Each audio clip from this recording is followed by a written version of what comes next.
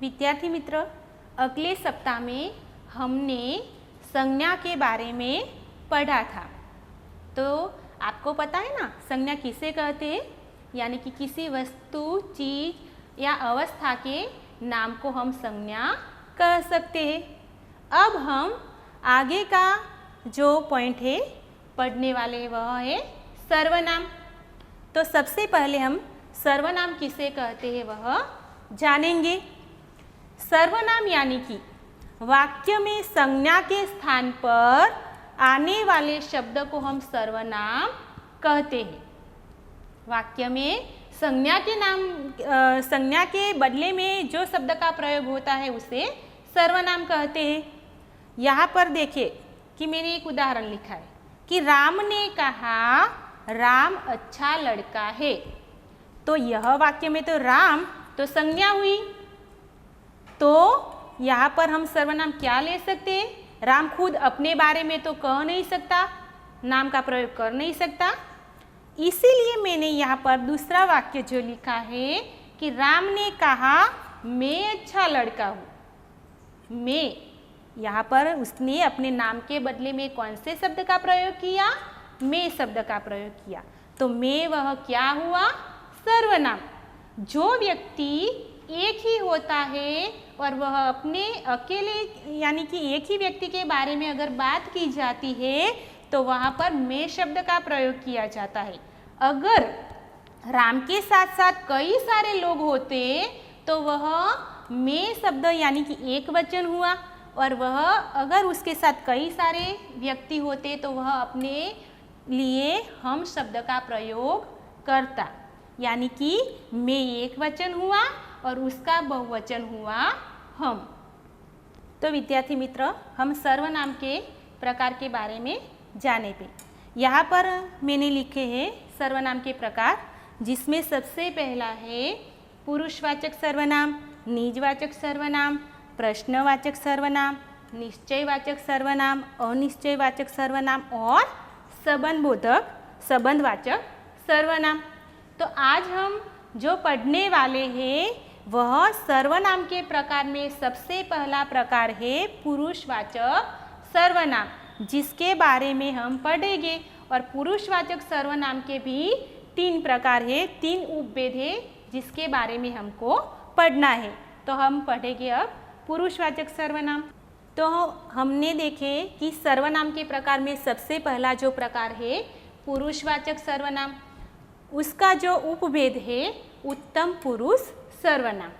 अब हम देखें कि उत्तम पुरुष सर्वनाम किसे कहते हैं।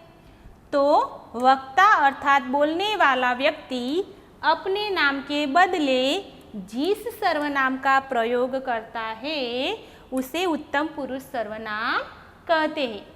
यहाँ पर हमने लिखा है कि वक्ता अर्थात यानी कि जो बोलने वाला व्यक्ति होता है वह अपने लिए जिस सर्वनाम का प्रयोग करता है उसे उत्तम पुरुष सर्वनाम कहते हैं। यहाँ पर उत्तम पुरुष सर्वनाम के मैंने कुछ रूप लिखे हैं कि एक वचन और 2 वचन।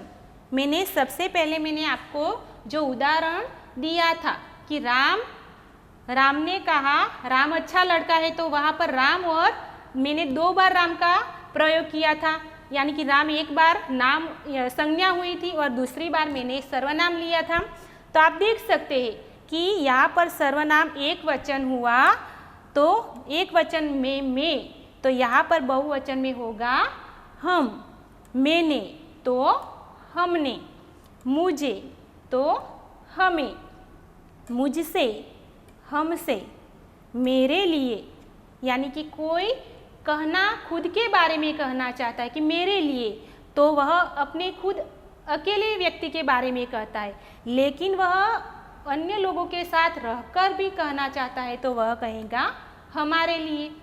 यहाँ पर मैंने एक उदाहरण लिखा है कि मैं पीछे नहीं हटूंगा, तो वह एक वचन हुआ, यानी कि वह व्यक्ति जो है वह अपने अकेले के बारे में बात कर रहा है, इसीलिए उन्हें मैं शब्द उसने एक वचन शब्द का उपयोग किया।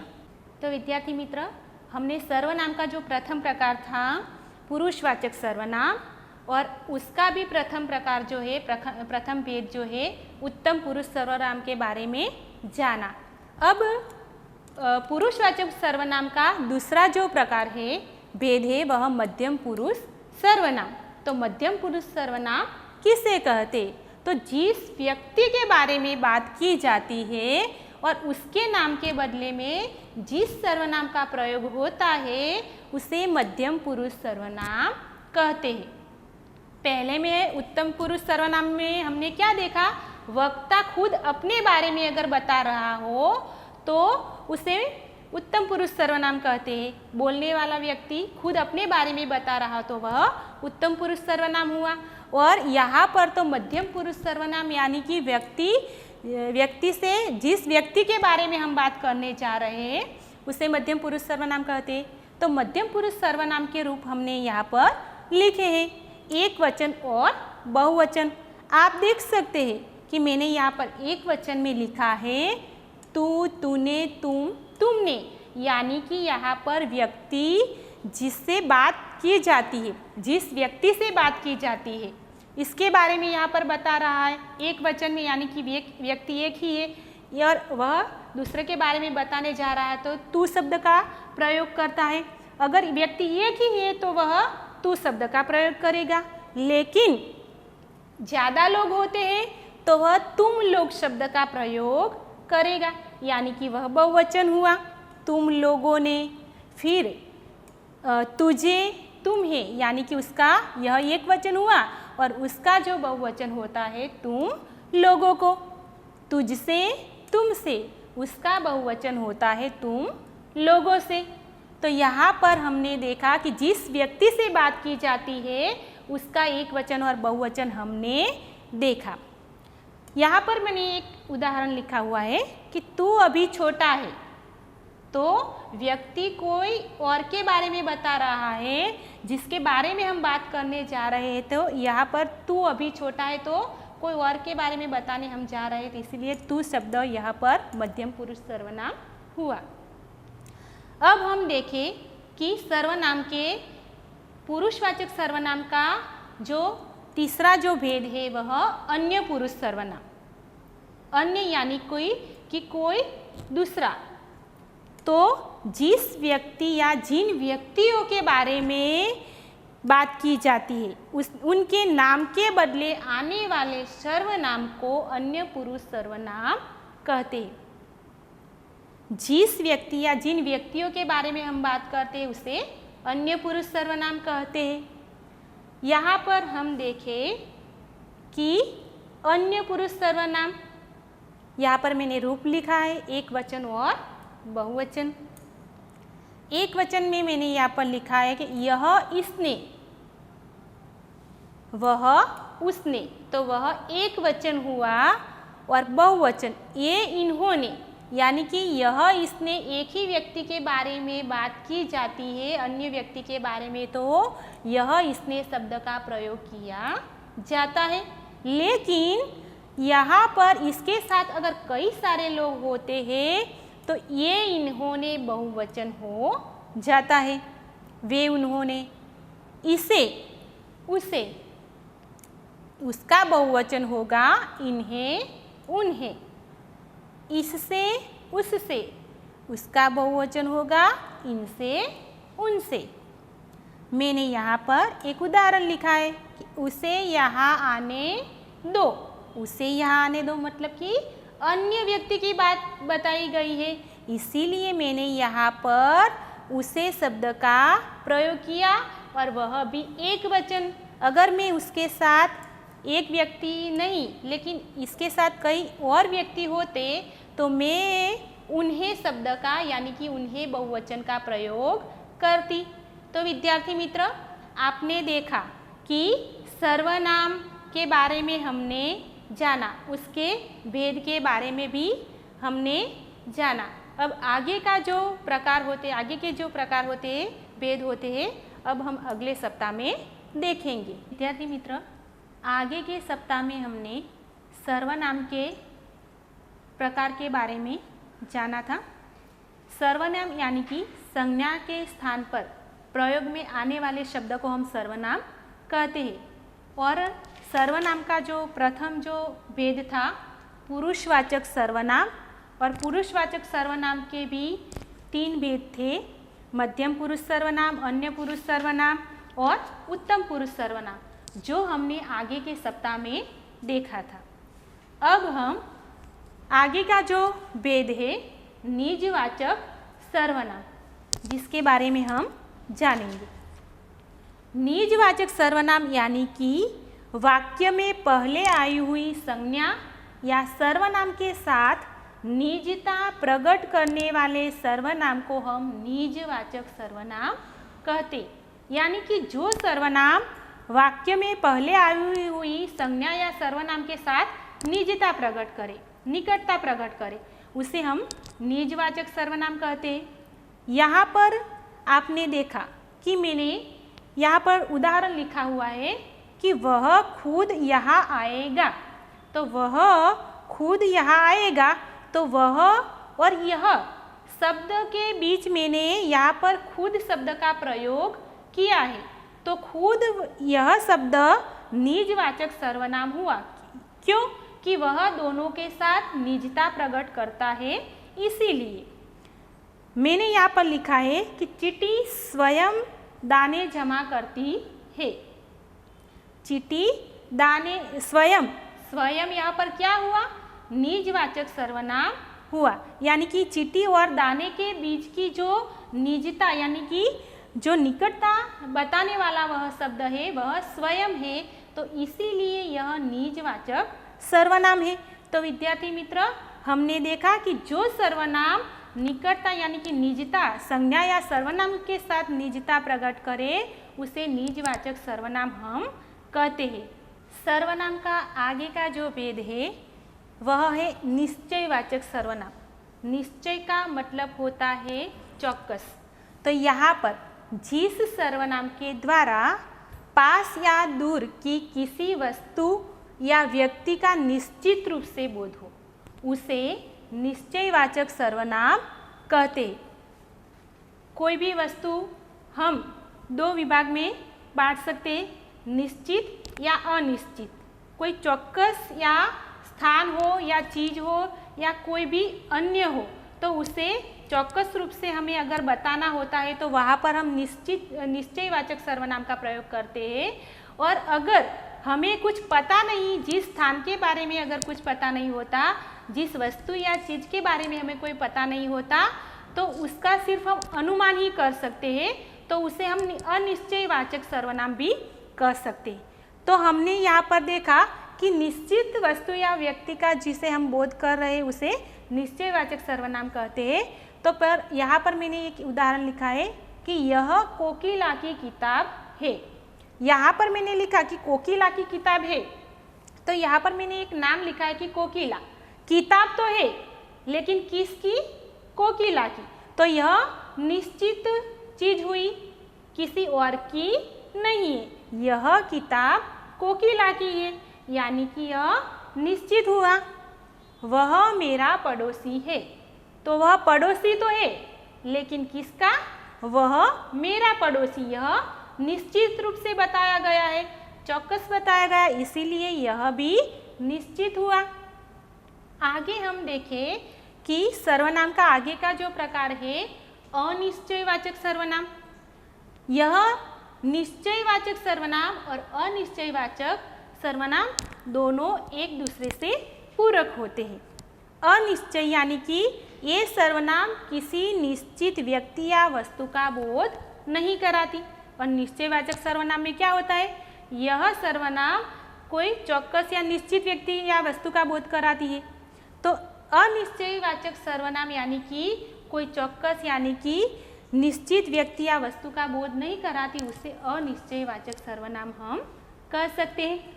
यहाँ पर मैंने उदाहरण लिखे हैं, दरवाजे पर कोई खड़ा है। तो यहाँ पर कोई शब्द मैंने यहाँ पर आपने देखा कि कोई शब्द के नीचे मैंने लाइन किए, तो कोई यानी कि हमें पता नहीं है कि कौन खड़ा है, लेकिन कोई खड़ा है, इसीलिए यह अनिश्चित हुआ, अनिश्चयवाचक सर्वनाम हुआ। प्रीति के पास कुछ तो है, कुछ तो, यानी कि हमें पता नहीं कि प्रीति के पास क्या है, लेकिन कुछ तो है, यह हमें बिल्कुल मालूम नहीं है। तो मतलब यह हुआ कि अनिश्चय, जिसके बारे में हम कुछ जानते नहीं तो उसे अनिश्चय वाचक सर्वनाम कहते हैं। तो विद्यार्थी मित्र, आपने आज निजवाचक सर्वनाम, अनिश्चयवाचक सर्वनाम और निश्चयवाचक सर्वनाम के बारे में जाना। अब आपको ज़्यादा उदाहरण आपकी बुक में लिखने होंगे तीनों प्रकार के। विद्यार्थी मित्र, हमने अगले सप्ताह में सर्वनाम के बारे में पढ़ा था और उनके प्रकारों के बारे में भी जाना था। सर्वनाम यानी कि संज्ञा के स्थान पर आने वाले या प्रयोग में होने वाले शब्द को हम सर्वनाम कह सकते हैं। आपने देखा था कि सर्वनाम के प्रकार जो थे मैंने आपको पढ़ाए थे पहले अगले सप्ताह में। तो उन प्रकारों में सबसे पहला था पुरुषवाचक सर्वनाम, निजवाचक सर्वनाम, निश्चयवाचक सर्वनाम, अनिश्चयवाचक सर्वनाम। तो यह सारी सर्वनाम के जो प्रकार थे वह हम पढ़ चुके हैं। अब आगे के जो प्रकार थे जो हमें अब पढ़ने जा रहे हैं, तो यह जो सर्वनाम का जो प्रकार है वह है संबंधवाचक सर्वनाम। यह शब्द जो संबंध शब्द पर से हमें मालूम हो गया होगा कि यह सर्वनाम क्या कहना चाहता है।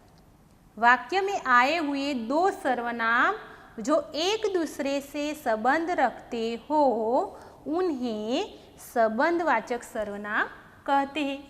तो विद्यार्थी मित्र, संबंधवाचक सर्वनाम किसे कहते हैं? वाक्य में आए हुए दो सर्वनाम। वाक्य एक ही होता है लेकिन उसमें आए हुए सर्वनाम दो होते हैं। वह दोनों वाक्यों को जोड़ने का काम करते हैं, एक दूसरे से संबंध रखने का काम करते हैं। तो इसे हम संबंधवाचक सर्वनाम कह सकते हैं। मैंने यहाँ पर उदाहरण कुछ लिखे हैं, आप देख सकते हैं कि जिसका काम सबसे अच्छा होगा उसे इनाम मिलेगा। तो जिसका शब्द और उसे दोनों सर्वनाम हुए और काम का सबसे अच्छा होगा, इनाम मिलेगा। ये दो वाक्यों को जोड़ने का काम यह जिसका और उसे शब्द करता है। यानी कि यह दोनों, यह काम सबसे अच्छा होगा और इनाम मिलेगा, यह दोनों का संबंध दर्शित करता है। इसीलिए जिसका शब्द और उसे वह संबंधवाचक सर्वनाम हुआ।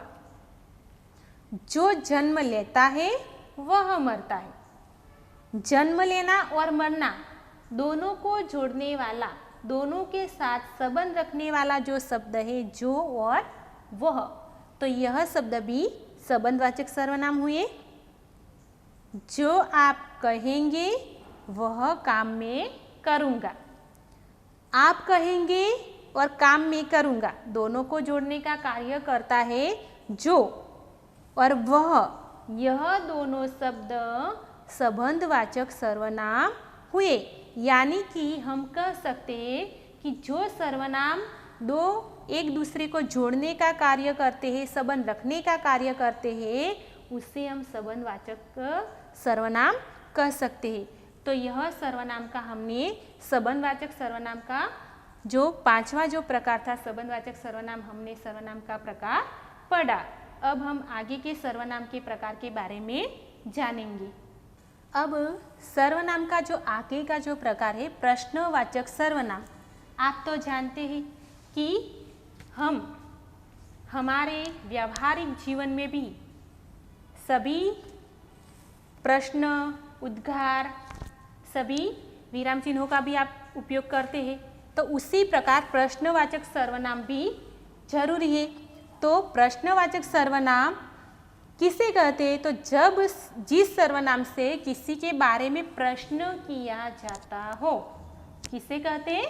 जिस सर्वनाम से किसी के बारे में प्रश्न किया जाए। अगर हमें किसी को प्रश्न पूछना है तो हम प्रश्नवाचक सर्वनाम का प्रयोग करेंगे। यहाँ पर मैंने उदाहरण लिखे हैं कि तुमने उसे क्या दिया। तुमने उसे क्या दिया, तो यहाँ पर प्रश्न किया गया, पूछा गया है कि तुमने उसे क्या दिया। तो यह सामने वाले से प्रश्न किया गया है, इसीलिए यह प्रश्नवाचक सर्वनाम हुआ। तो प्रश्नवाचक सर्वनाम में कौन कौन से शब्द का हम इस्तेमाल करेंगे? क्या, किसे, इससे, कौन, किससे, यह सारे शब्द जो आए वह प्रश्नवाचक सर्वनाम कहलाएंगे। पहला इनाम किसे मिला? पहला इनाम किसे मिला? तो यह भी प्रश्न किया गया है। वह कौन जा रहा है? वह कौन जा रहा है?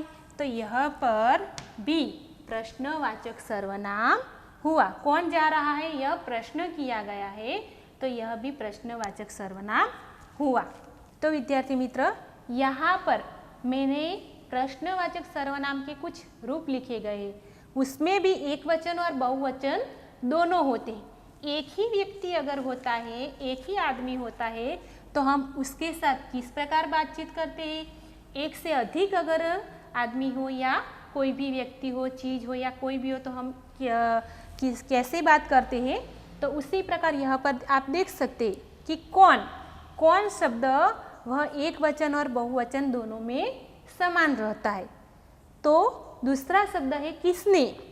किसने, एक ही आदमी के बारे में या एक ही व्यक्ति को प्रश्न करना है, एक ही व्यक्ति को प्रश्न करना है, तो हम कह सकते हैं कि किसने यह किया।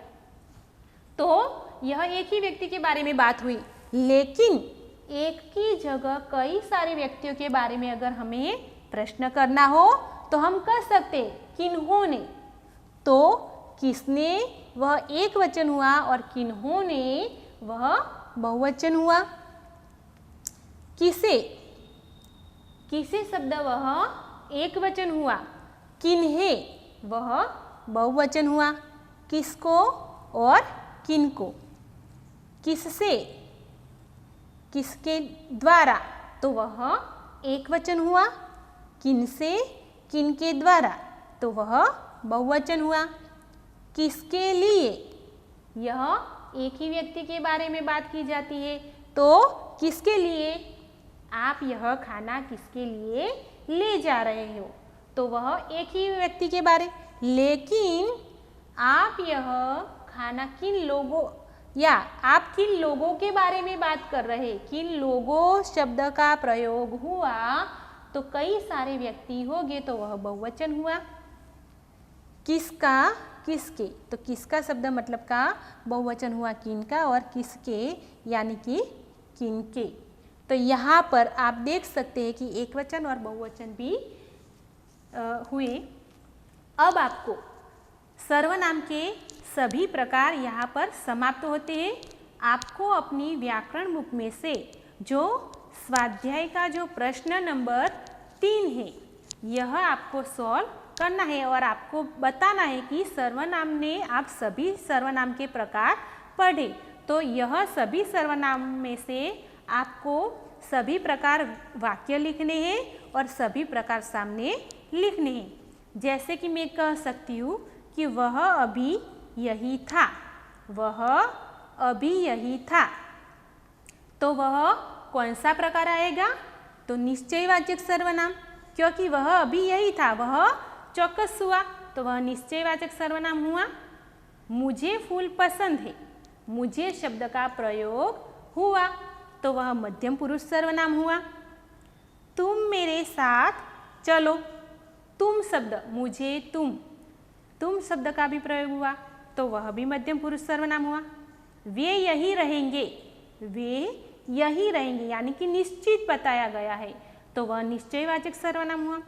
उन्हें पढ़ने दो, उन्हें यानी कि अन्य की बात बताई गई है, तो वह अन्य पुरुष सर्वनाम हुआ। आप कहाँ जाएंगे, आप कहाँ जाएंगे, यहाँ पर आप शब्द का प्रयोग हुआ है, तो इसीलिए यह निजवाचक सर्वनाम हुआ। मैं पीछे नहीं हटूंगा, मैं पीछे नहीं हटूंगा, तो मैं शब्द का प्रयोग किया गया है, मैं सर्वनाम का प्रयोग किया है, तो वह उत्तम पुरुष सर्वनाम हुआ। उसे यहाँ आने दो, उसे यहाँ यानी कि अन्य व्यक्ति के बारे में बात की गई है, तो यह अन्य पुरुष सर्वनाम हुआ। तू अभी छोटा है, तू सर्वनाम का प्रयोग हुआ है, तो इसीलिए यह मध्यम पुरुष सर्वनाम हुआ। तो विद्यार्थी मित्र, आपको भी व्याकरण में से यह सारे प्रश्नों का प्रकार आपको नोटबुक में लिखना है और चित्र के संग संग में प्रथम दृश्य और दूसरे दृश्य का भी वर्गीकरण करके आपको आपकी नोटबुक में लिखना है। धन्यवाद।